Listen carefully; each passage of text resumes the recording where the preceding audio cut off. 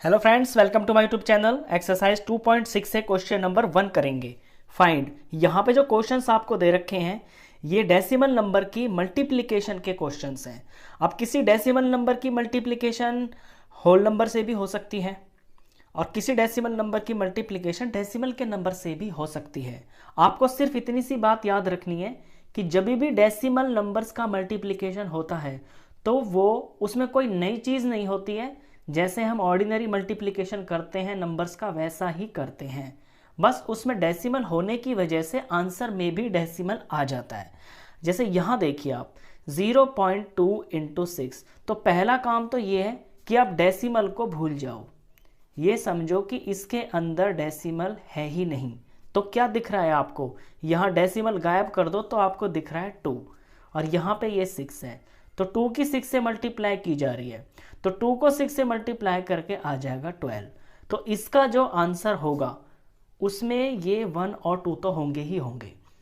अब बात आती है डेसिमल की। यहाँ डेसिमल के बाद एक नंबर है और इस नंबर में कोई डेसिमल है ही नहीं, यानी मोटा मोटी टोटल जो है पॉइंट के बाद एक ही नंबर है। तो आपके पीछे से आंसर में पीछे से एक नंबर छोड़ के डेसिमल लग जाएगा। बस इतनी सी बात होती है डेसिमल्स की मल्टीप्लिकेशन में। सबसे पहले डेसिमल को भूल जाओ, जो नंबर आपको दिखाई दे रहे हैं उनको मल्टीप्लाई कर लो, नंबर 2 बात। और तीसरी बात ये कि ये गिन लो आप कि डेसिमल के बाद कितने नंबर्स हैं। आपके जो नंबर्स दे रखे हैं यहाँ तो डेसिमल के बाद एक ही नंबर है, तो पीछे से एक नंबर छोड़ के डेसिमल लगा दो। बस ये 3 बातों का आप ध्यान रखेंगे। एक्सरसाइज 2.6 से क्वेश्चन नंबर 2 करेंगे। Find the area of the rectangle. उस रेक्टेंगल का एरिया निकालिए whose length is 5.7 centimetre and breadth is 3 centimetre. जिसकी लेंथ 5.7 है और ब्रेड्थ 3 सेंटीमीटर है।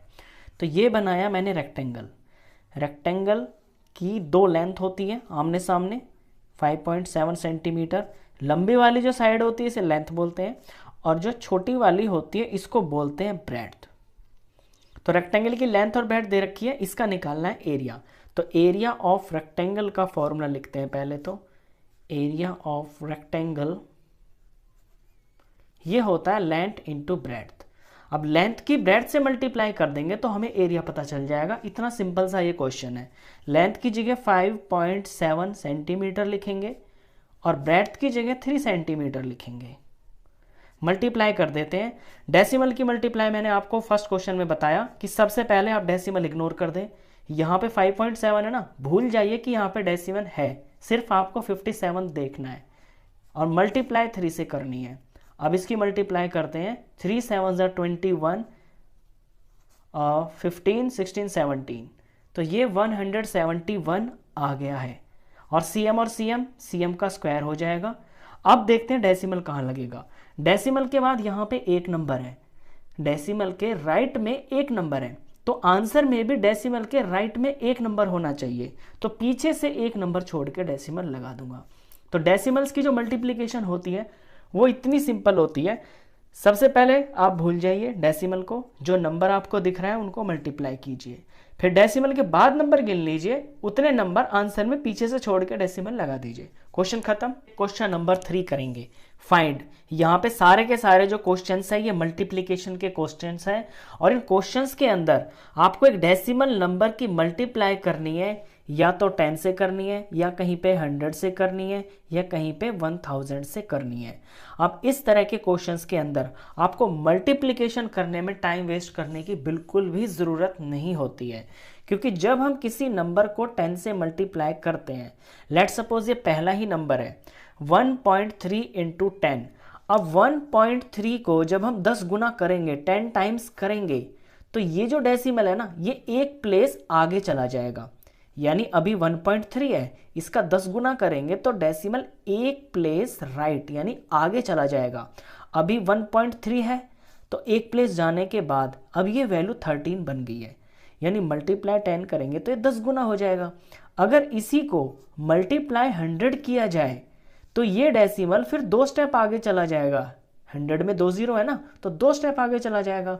जैसे 1 3 अभी यहाँ पे है तो एक स्टेप, और एक स्टेप अपने पास से लगा लेंगे तो यहाँ आ जाएगा।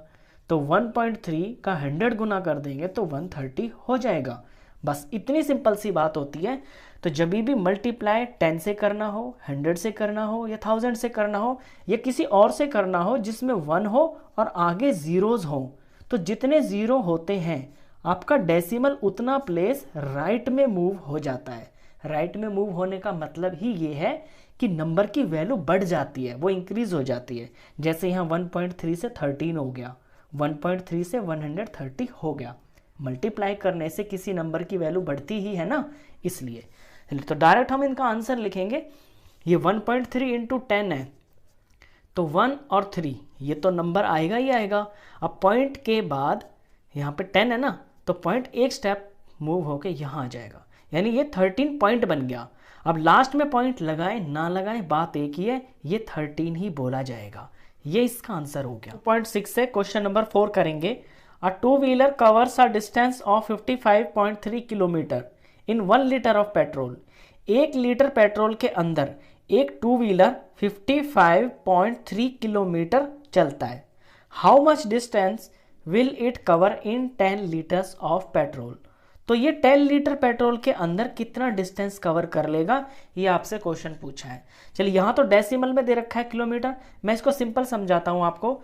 मान लीजिए 1 लीटर पेट्रोल के अंदर कोई टू व्हीलर 50 किलोमीटर चलता है, तो 2 लीटर पेट्रोल के अंदर वो 50 इंटू 2 चलेगा, डबल चलेगा। 3 लीटर पेट्रोल के अंदर वो 50 इंटू 3 किलोमीटर चलेगा। जैसे जैसे मैं पेट्रोल बढ़ा रहा हूँ डिस्टेंस भी तो बढ़ रहा है। 1 लीटर में 50, तो 2 लीटर में 50 2 जार 100 किलोमीटर। 3 लीटर में 50 इंटू 3 यानी 150 किलोमीटर। तो सिंपल सी बात यह है कि 1 लीटर पेट्रोल में जितना डिस्टेंस कवर हो रहा है उसको 10 से मल्टीप्लाई कर देंगे तो 10 लीटर पेट्रोल में जितना डिस्टेंस कवर होगा वो पता चल जाएगा।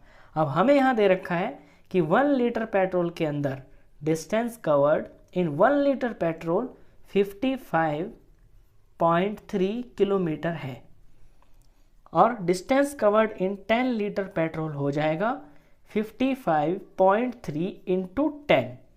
बस इसको 10 से मल्टीप्लाई करते ही जो है वो आपका आंसर। अब 10 से मल्टीप्लाई करने में कभी टाइम वेस्ट करने की ज़रूरत होती नहीं है, क्योंकि डेसिमल एक स्टेप आगे चला जाता है, इतना सिंपल है। तो 5, 5 और 3, अभी 3 से पहले यहाँ डेसिमल है ना, तो एक स्टेप जब ये आगे जाएगा तो 3 के आगे लग जाएगा, और लास्ट में डेसिमल लगाए ना लगाए एक ही बात है, और ये हो गया किलोमीटर। तो यही इसका आंसर है 553 किलोमीटर। क्वेश्चन खर्च नंबर 5 करेंगे। फाइंड, ये मल्टीप्लिकेशन के सम्स हैं, डेसिमल की डेसिमल से, यानी डेसिमल नंबर की डेसिमल नंबर से मल्टीप्लिकेशन करनी है इनकी। चलिए नंबर 1 से शुरू करते हैं। 2.5 इंटू 0.3। अब 2.5 और 0.3 मैंने आपको पिछले क्वेश्चंस में भी बताया है कि जब भी डेसिमल के नंबर की डेसिमल से मल्टीप्लाई होती है तो आप थोड़ी देर के लिए डेसिमल को बिल्कुल पूरी तरह से इग्नोर कर दें। मान लीजिए यहाँ पे डेसिमल है ही नहीं, तो ये नंबर है 25, और यहाँ डेसिमल अगर इग्नोर कर दें तो ये दिखेगा आपको 3। तो 25 को 3 से मल्टीप्लाई करेंगे तो 75 आएगा। तो इसका जो आंसर होगा उसमें 7 और 5 होंगे। ये करने के बाद आप डेसिमल लगाएंगे। पॉइंट के बाद यहाँ पे एक नंबर है और पॉइंट के बाद यहाँ पर एक नंबर है, तो टोटल नंबर हो गए हैं 2। तो पीछे से 2 नंबर छोड़ के यहाँ पे डेसिमल लग जाएगा।